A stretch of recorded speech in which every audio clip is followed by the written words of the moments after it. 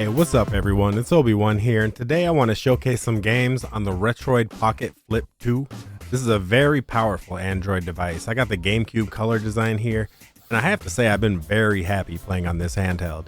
We've got a laptop-like clamshell design, which is good for keeping the screen safe while carrying it around. The Snapdragon 865, which is the same as the Retroid Pocket 5 and can play PS2 and Gamecube very well.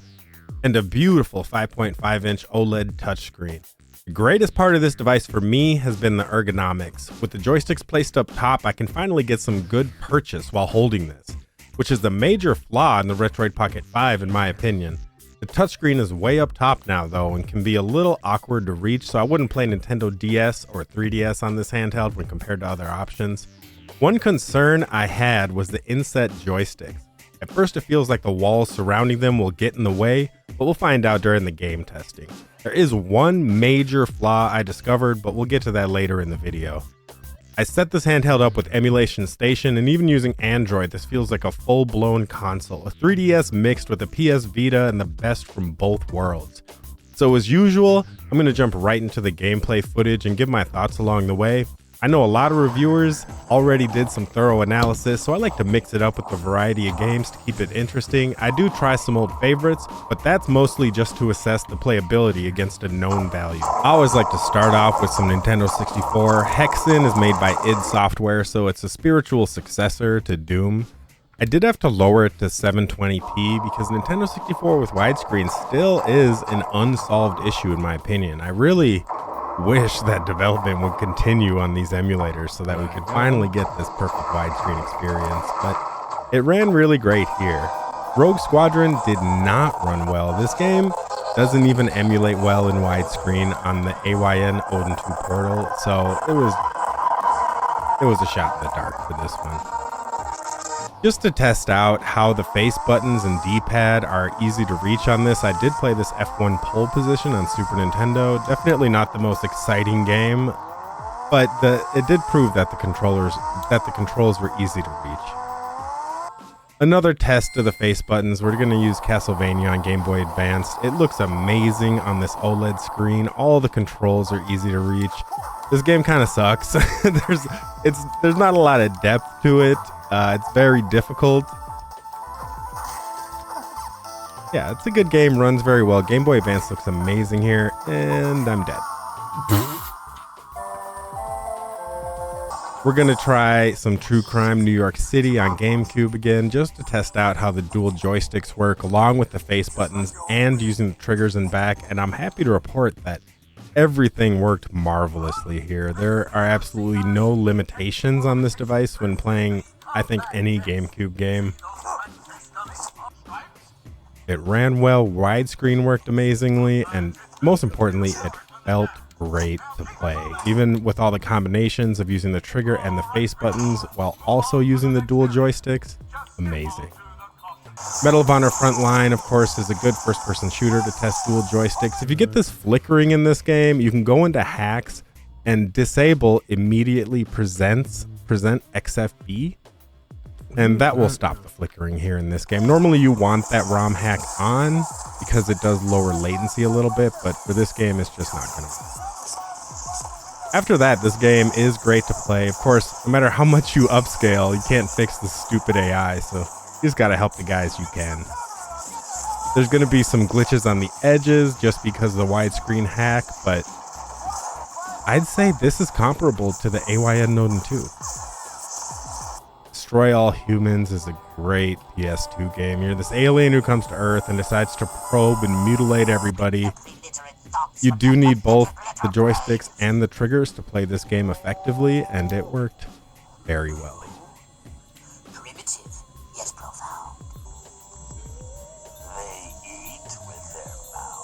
Using all your telekinetic abilities and launching the cows around, it just feels completely natural here. And of course you got to zap the farmers to death because they're farmers. Armored Core 3, this can satisfy your, I don't know, if fighting with robots and shooting big guns really shoots your goo, this is gonna do it for you. The controls are a little weird. You don't actually use the right joystick in this game, but you can fly around. Amazing experience. Never had a better experience playing this game.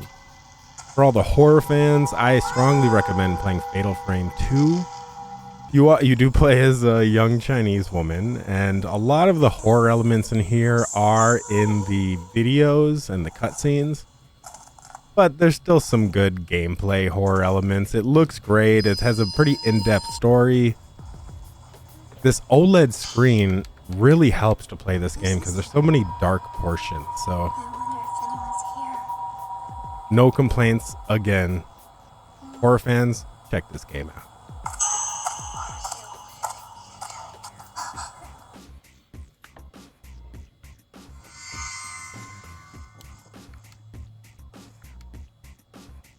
Kingdom Hearts 2 is bright and vibrant. It does stretch the videos out, which looks a little wonky. But once you get into the game, it just plays and looks amazing. This actually updates the control scheme from the first game, where you do use both joysticks. Unfortunately, it was still written by a 12-year-old or something, the translation here. It just... Obviously, the dialogue is written by somebody who's never actually had a conversation with another human being, but that makes it fun in itself.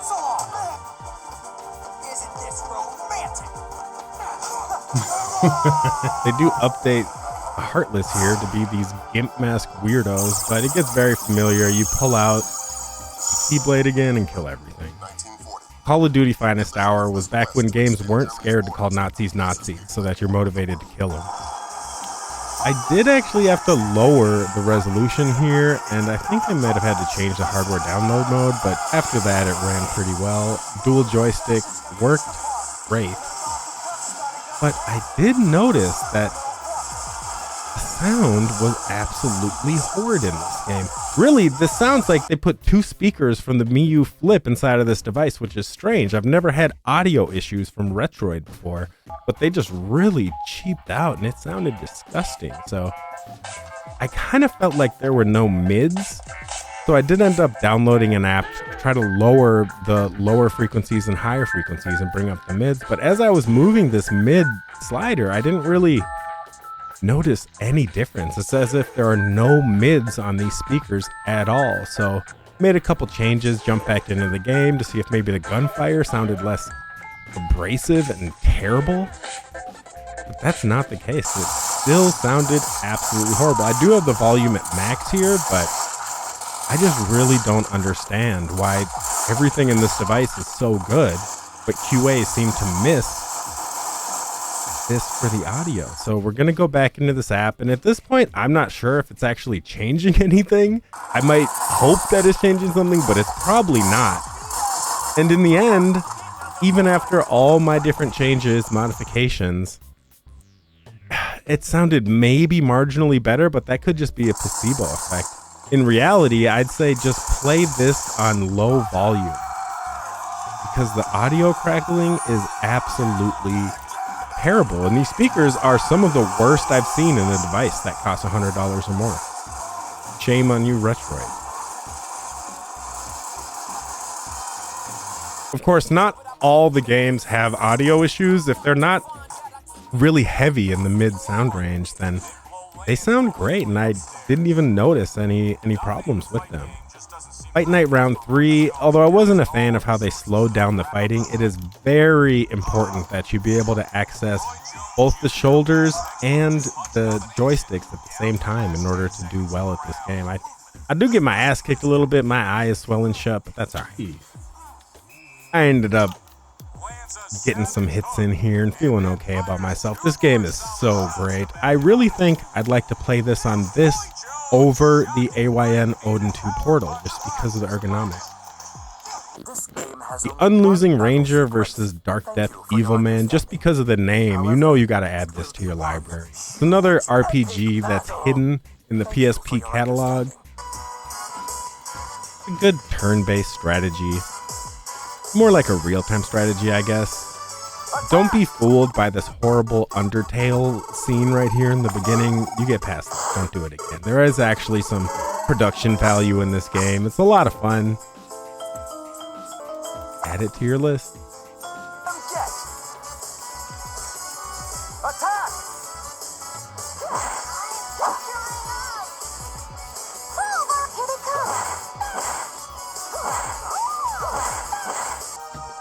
Third Birthday was a very ambitious game created by Square Enix. It looks amazing, and you can actually map the controls where it can have a dual joystick controller scheme, which is really satisfying to play because this game kind of sucked to play on the PSP natively. And now that you can remap it, you can jump into other people on the battlefield and really control it.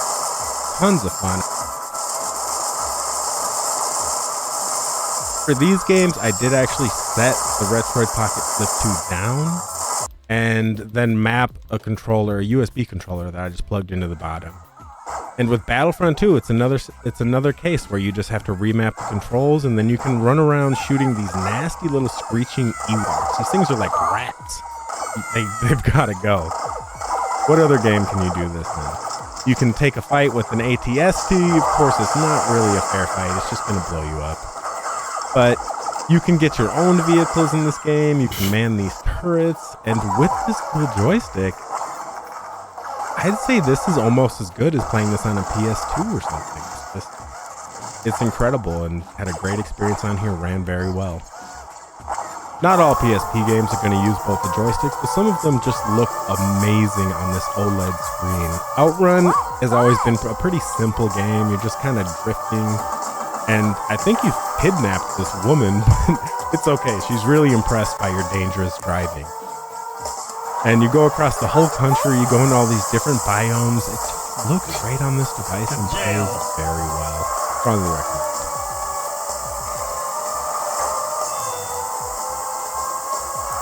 Any God of War game, you don't have to go too far into the game before you get at least some partial nudity, but these games are always very cinematic and very combat focused. Again, you don't need the second joystick, but just the ergonomics on this device make it fun to play. I'm using it docked here because it's so cool with these clamshell designs. You can just set it down like a laptop, plug in a controller or two, and play it as if it's this standalone little device. Very cool portable console.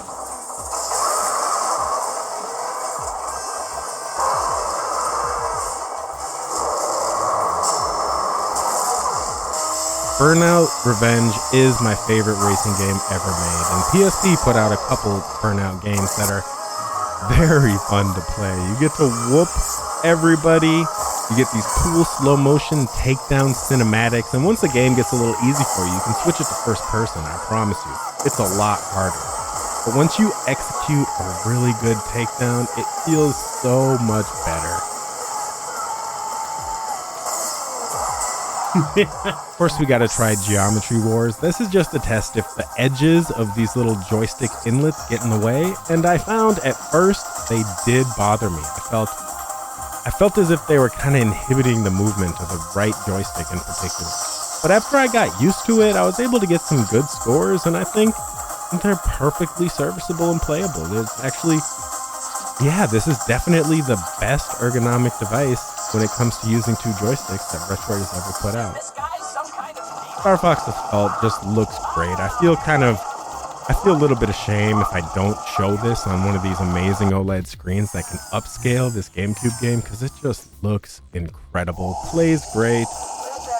I feel like a broken record here, but yeah, this game's, no, I'm getting hit by every single punch of this first boss. No big deal. Don't worry about that.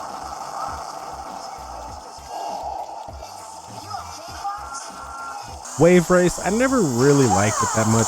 And honestly, when I was playing this game, this is what it's like riding a jet ski in real life for me. When I ride a jet ski, I just fall off all the time. I don't really know how to do the tricks. And of course, you're going to get some weird kind of texture banding on the outsides where it tries to render the water, but the game looks and plays great. Amazing.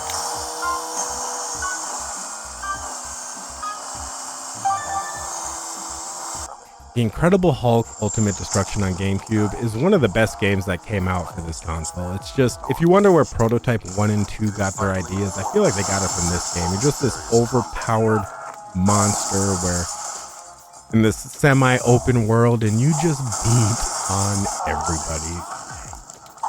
Incredible, ran great. It's really appropriately named The Incredible Hulk. Strongly recommend. Check it out.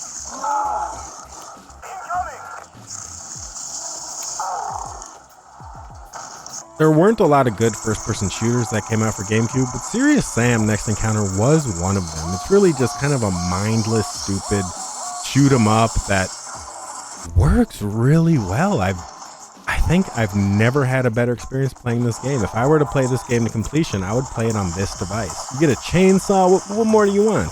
I'm able to hit all the enemies, didn't die once. Amazing experience. The OLED screen is just the icing on the cake.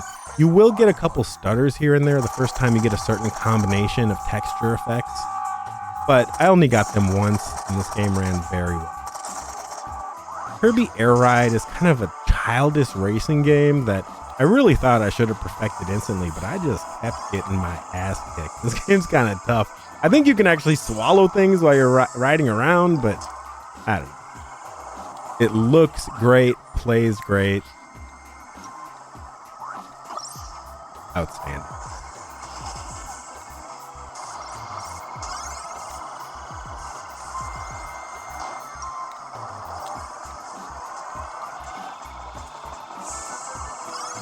We're going to finish off with one very strange game called Cubivore. You're this strange little shaped creature that all you do is eat. You grow larger and you move around very awkwardly. One of the buttons just makes you lay on your face for a little bit. But of course, as you eat other cube animals, you change shape and color and get a different design and different moves. And it's just really strange, but kind of charming and endearing and an easy play.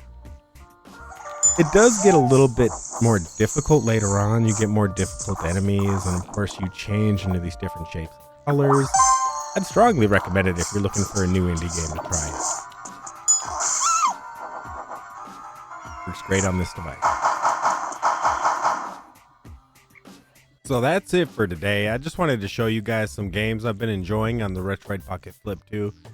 I would say that in my opinion, I like this device twice as much as I like the Retroid Pocket 5, just because the joystick placement and ergonomics really allows you to take advantage of the capabilities of this chipset when it comes to playing GameCube, PS2, or any system that requires two joysticks to play well.